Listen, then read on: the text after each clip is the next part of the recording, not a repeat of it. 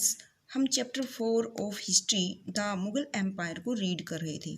Students, हमने पहले 3 videos को स्टडी कर लिया है जिसमें हमने मुग़ल एम्पायर के बारे में पढ़ा और मुग़ल एम्पायर की लीगेसी, रेड फोर्ट के बारे में पढ़ा और हमने जो मुग़ल एम्परर को स्टडी किया। जो फर्स्ट मुग़ल एम्परर था बाबर, और बाबर के बाद हुमायूं, हुमायूं के बाद अकबर, और अकबर के बाद जहांगीर, फिर शाहजहां और एट लास्ट औरंगजेब तक हमने पढ़ा था। उसके बाद हम आज की वीडियो में करेंगे mansabdars and जागीरदार्स। As the empire expanded to encompass different regions, the Mughals recruited diverse bodies of people. क्योंकि काफ़ी सारे विशाल साम्राज्य पर राज्य करना था, इसीलिए मुगल्स ने रिक्रूटेड होता है सर्विस पर रखना, जो अलग अलग लोगों को सर्विस पर रखा।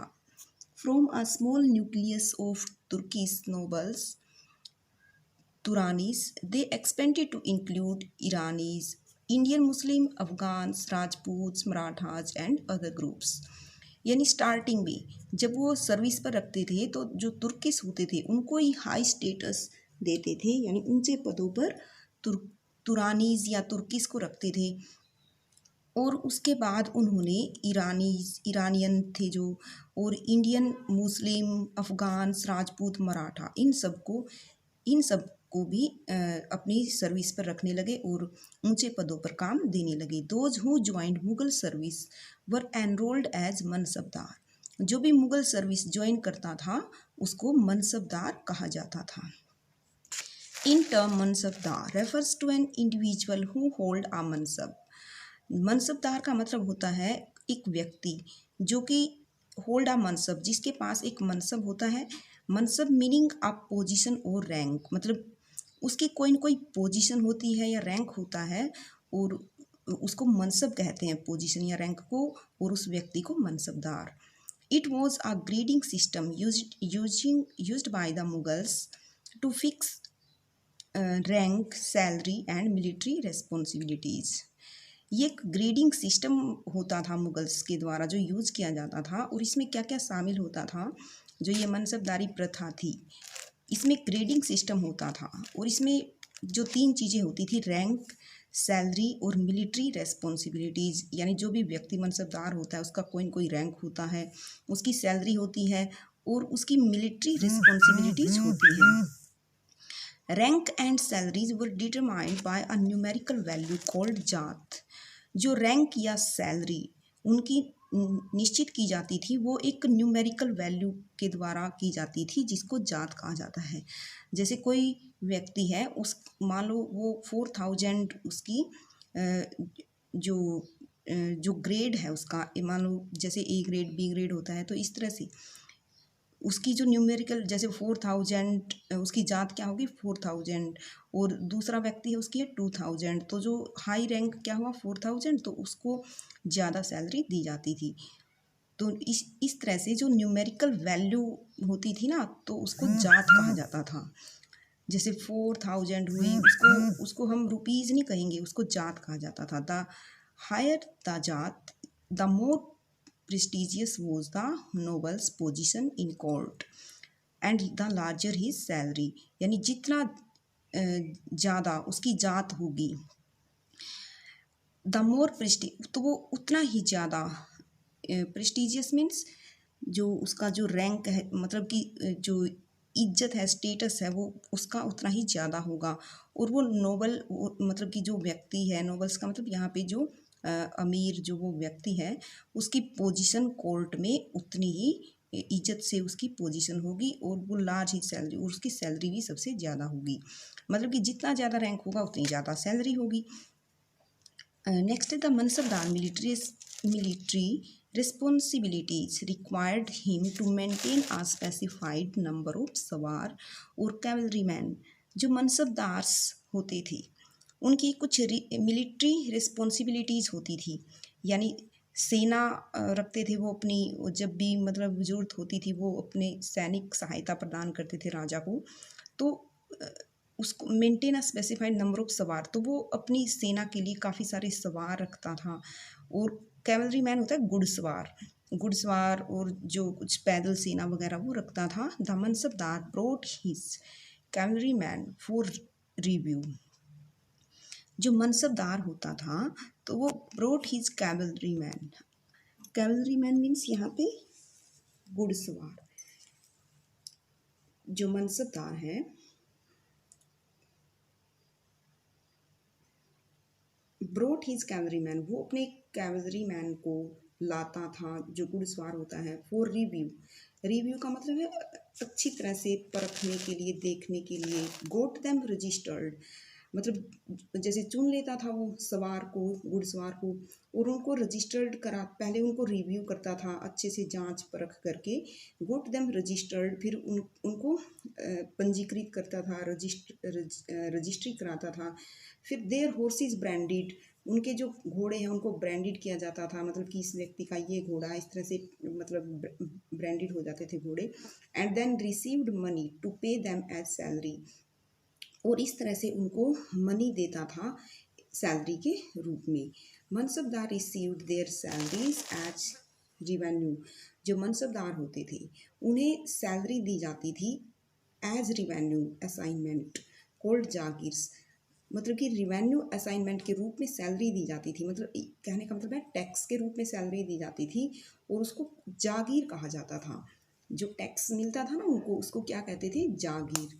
विच वर समवट लाइक इकतास, जो कि जो जागीर का मतलब ज़मीन भी होता है, और इसमें कहा है कि जो रिवेन्यू असाइनमेंट, मतलब कि इसका मतलब है टैक्स से रिलेटेड काम काज उनको दिए जाते थे, और उसको जागीर कहा जाता था। मतलब कि उनको जागीर दी जाती थी, ज़मीनें दी जाती थी जहाँ से वो टैक्स कलेक्ट करते थे आगे, मतलब अपने सर्वेंट रख के। विच वर समवट लाइक इकताज, जो किसी इकता की तरह था। एकता क्या होती है? ज़मीन। बट अनलाइक मुक्तिस, लेकिन मुक्ति की तरह नहीं। Most mansabdars did not actually reside in और एडमिनिस्टर देयर जागीर, मतलब कि मुक्ति की तरह नहीं होते। मुक्ति होते हैं जिनकी, जो ज़मीन पर जिनका परमानेंट हक होता है, वो हमेशा के लिए उस ज़मीन पर काम करते हैं। और मनसबदार क्या होते हैं? ये कुछ समय के लिए काम करते हैं। ये उनकी ज़मीनें या जागीर परमानेंट नहीं होती, वो सिर्फ टैक्स कलेक्ट करने के लिए लगाए जाते हैं। तो आपने डिफरेंस समझ लिया होगा, मनसबदार क्या होता है और मुक्ति क्या होता है। मुक्तीज क्या होते हैं? जो बिल्कुल अपनी ज़मीन के मालिक होते हैं। तो most mansabdar did not actually reside, जो काफ़ी सारे मनसबदार वो वहाँ पे ज़मीन पर नहीं रहते थे, और एडमिनिस्टर देयर जागीर, और अपनी जागीर की जो है जागीर पर प्रशासन चलाते थे। मतलब कि ऐसा नहीं है कि वो परमानेंट वहाँ पे रहते थे।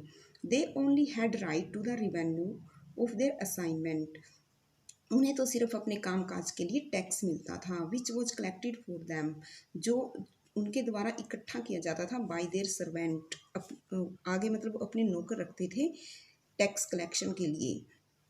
स्टूडेंट्स, आप यहाँ पे समझ गए होंगे। जैसे मान लो कि क्या होता है, ये लैंड है, ठीक है, इस लैंड को क्या कहा जाता था? इकता। ओके, और एक व्यक्ति होता है मनसबदार, मनसबदार। जो मनसबदार है इसका काम क्या है? इस लैंड को जागीर भी कहते हैं। इस लैंड की देखभाल करना, यहाँ से टैक्स कलेक्ट करना, और वो टैक्स कलेक्ट खुद नहीं करता था, आगे सर्वेंट लगाता था टैक्स इकट्ठा करने के लिए। और एक व्यक्ति होता है मुक्ति, मुक्ति होता है जो उस लैंड का परमानेंट मालिक होता है, हमेशा के लिए उस पर काम करता है। और मनसबदार क्या होता है? कुछ समय के लिए उनको ये काम दिया जाता है।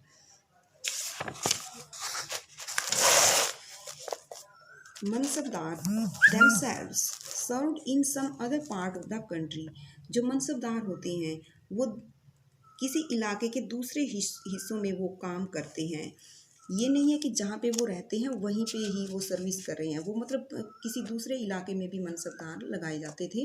इन Akbar reign these jagir were carefully assessed, Akbar के शासनकाल के दौरान जो ये जागीर थी यानी ज़मीन वगैरह थी, इसको अच्छी तरह से सावधानी पूर्वक असेस्ड मूल्यांकन किया गया। मतलब कि देखा गया कि कहाँ पैदावार ज़्यादा होती है, कहाँ कम होती है, ये होता है असेस्ड। मतलब कि अच्छी तरह से जांचा गया, परखा गया ज़मीन को, so that their revenues were रफली equal to the salary of the mansabdar.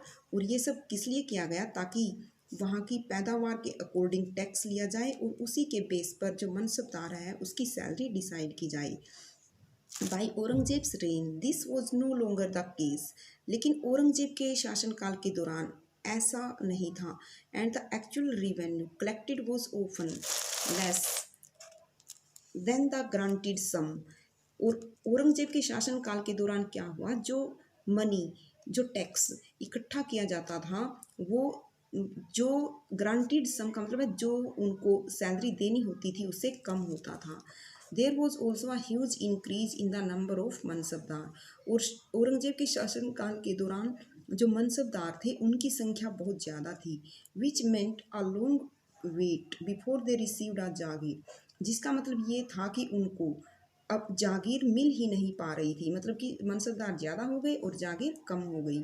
These and other factor created a shortage in the number of jagirs. और इस शॉर्टेज की वजह से जो इतना डिफरेंस हो रहा था, मनसबदार ज़्यादा थे, जागीर कम थी, तो इससे क्या हुआ, जो जागीर थी उसकी शॉर्टेज हुई। As a result many jagirdars tried to extract as much revenue as possible. और इसके परिणाम स्वरूप क्या हुआ, जो जागीरदार थे, मतलब कि जो मनसबदार या जागीरदार जो भी थे, ये क्या करते, मतलब कि जिनसे जितना हो सका, एक्सट्रैक्ट का मतलब है काबू करना, इकट्ठा करना, उन्होंने रिवेन्यू टैक्स कलेक्ट करना शुरू कर दिया जितना वो कर सकते थे। एज पॉसिबल मतलब जितनी कोशिश हो सकती थी उनके कब्जे में जितना भी एरिया था ना, वो उससे बहुत ज़्यादा टैक्स कलेक्ट करने लगे। While they had a jagir, Aurangzeb was unable to control these developments in the last year of his reign। और औरंगजेब अपने शासनकाल के अंतिम वर्षों के दौरान इन चीज़ों को कंट्रोल नहीं कर पा रहे थे। एंड द पीजेंट्री देयरफॉर सफर ट्रीमेंडसली। और जो किसान लोग हैं वो बहुत ज़्यादा सफ़र कर रहे थे। मतलब क्या किया, जिनके लिए पॉसिबल था ना टैक्स इकट्ठा करना जागीरदार के लिए, वो उस इलाके से ज़्यादा टैक्स इकट्ठा करने लगे क्योंकि ज़मीनें कम थी। तो इससे क्या हुआ, जो पीजेंट थे, किसान थे, वो बहुत ज़्यादा परेशान हो गई। नेक्स्ट है जबत एंड जमींदार।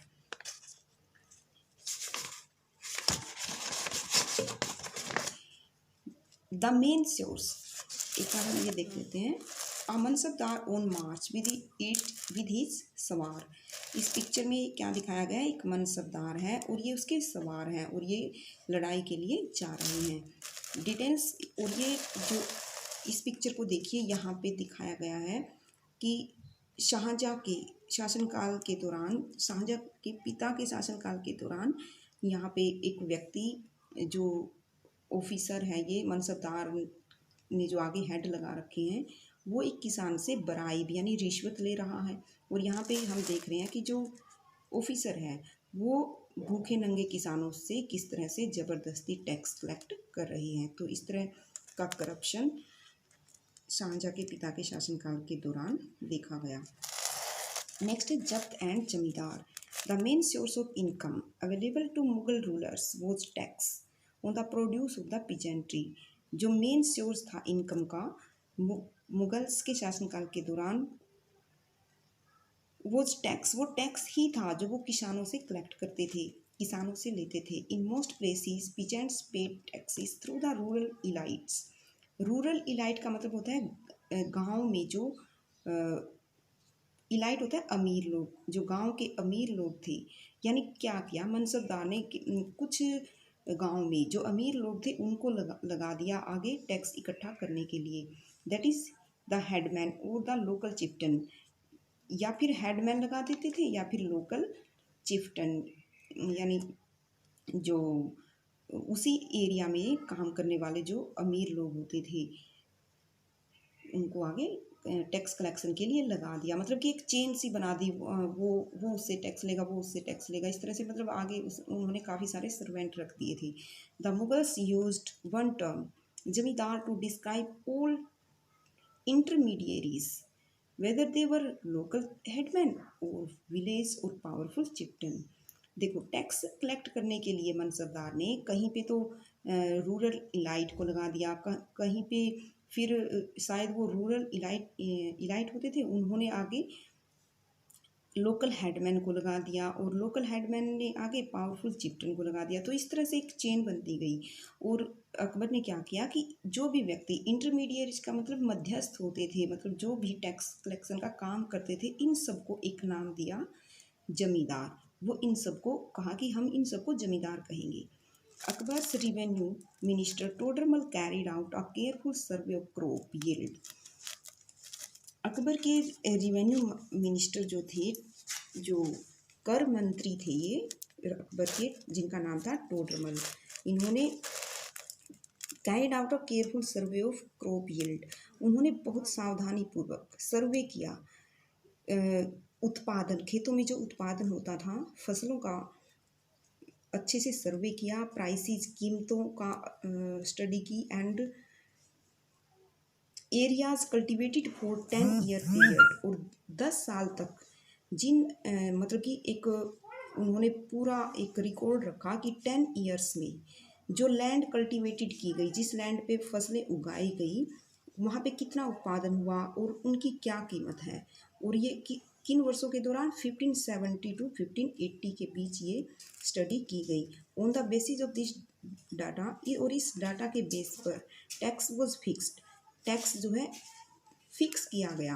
On each crop in cash, हर एक फसल पर कैश में टैक्स देना होता था। Each province was divided into revenue circle, और हर एक प्रोविंस का मतलब इलाका या राज्य, उसको बांट दिया गया इनटू रिवेन्यू सर्कल, एक रिवेन्यू सर्कल में बांट दिया गया,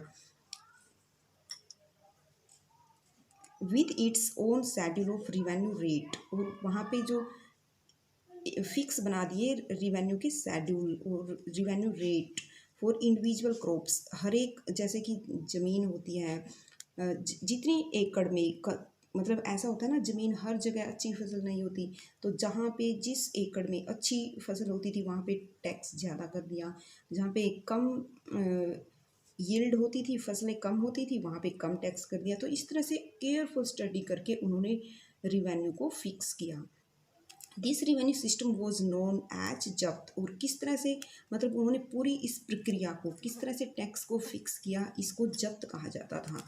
it was prevalent in those areas where Mughal administrator could survey the land, और ये इट वॉज प्रिवेलेंट का मतलब है ये जो है पूरी तरह से फैल गया था, इन दोज मतलब सभी जगह लागू हो गया था उन क्षेत्रों में जहाँ जहाँ मुगल एडमिनिस्ट्रेटर्स, जो मुगल प्रशासक सर्वे कर सकते थे लैंड का, जहाँ जहाँ भी उन्होंने सर्वे किया, और इसी सिस्टम यानी जब्त के द्वारा उन्होंने टैक्स फिक्स किया। And keep very careful account, और बहुत ही सावधानी पूर्वक लेखा जोखा उन्होंने तैयार किया।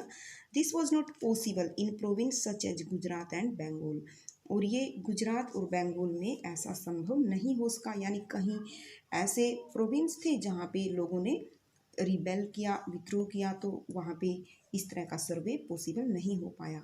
इन सम एरियाज द जमींदार exercised a great deal of power, मतलब कुछ एरिया ऐसे थे जहाँ पे जमींदारों के पास ज़्यादा ताकतें थी।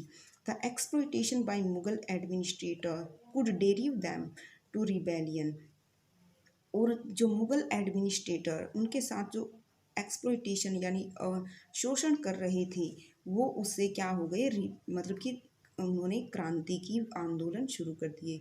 Sometimes zamindars and peasants of the same caste allied in rebelling against Mughal authority, और क्या हुआ कि कई बार तो जो जमींदार, उसी इलाके के जमींदार और पीजेंट्स जो कि सेम कास्ट के होते थे, जमींदार की कास्ट के ही पीजेंट होते थे, तो क्या किया उन्होंने, एलाइड मतलब एक दूसरे से संधि कर ली, जमींदार और किसान मिल करके उन्होंने मुगल्स जो एडमिनिस्ट्रेटर थे, अथॉरिटी थी, उसके खिलाफ विद्रोह किया।